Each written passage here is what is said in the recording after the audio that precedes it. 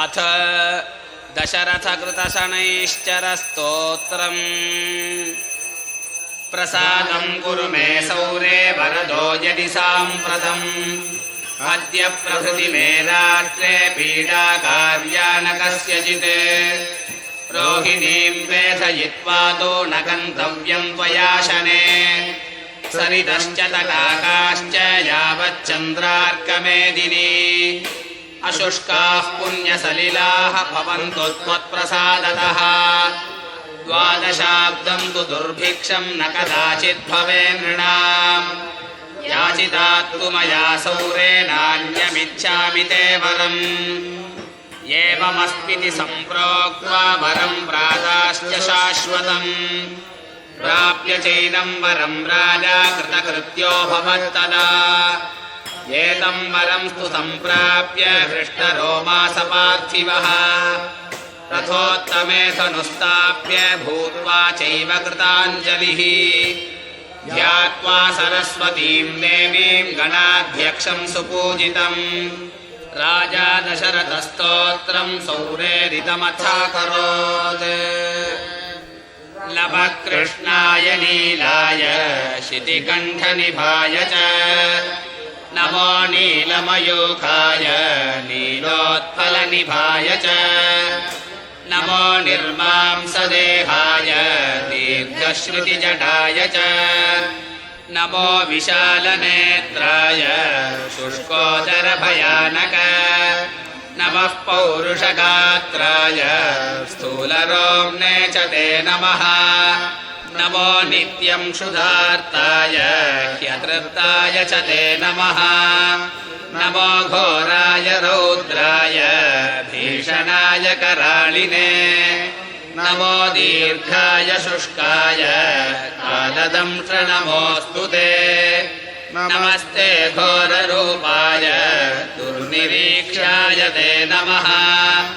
नमस्ते सर्वभक्षाय बलीमुख नमोऽस्तु ते सूर्यपुत्र नमस्तेऽस्तु भास्करे भयदायिने अतो दृष्टे नमस्तेऽस्तु संवर्धक नमोऽस्तु ते नमो मन्दगते तुभ्यं निष्प्रभाय नमो नमः तपनाज्ञातदेहाय नित्ययोगधराय च ज्ञानचक्षुर्नमस्तेऽस्तु काश्यपात्मजसूनवे पुष्टो ददासि राज्यं त्वं क्रुद्धो हरसि तत्क्षणात् देवासुरमनुष्याश्च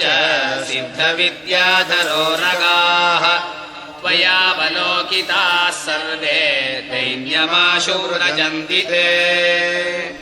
ब्रह्मा शक्रो यमश्चैव मुनयः सप्ततारकाः राज्यभ्रष्टाः वदन्तीह तव दृष्ट्यावलोकिताः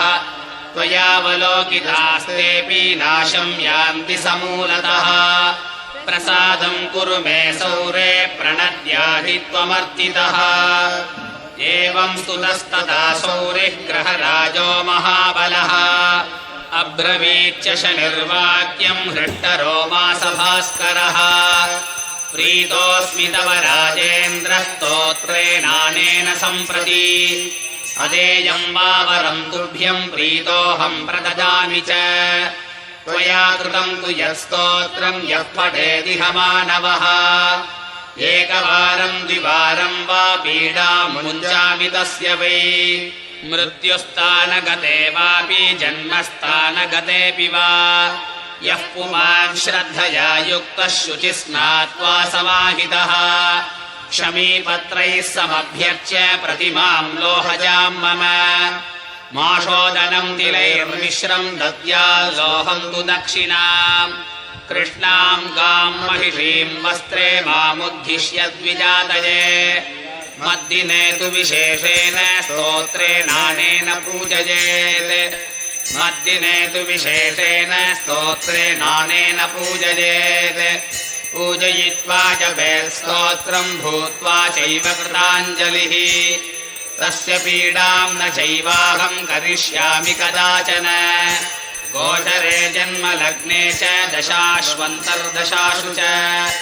रक्षामि सततं तं हि पीडाभ्योऽन्यग्रहस्य च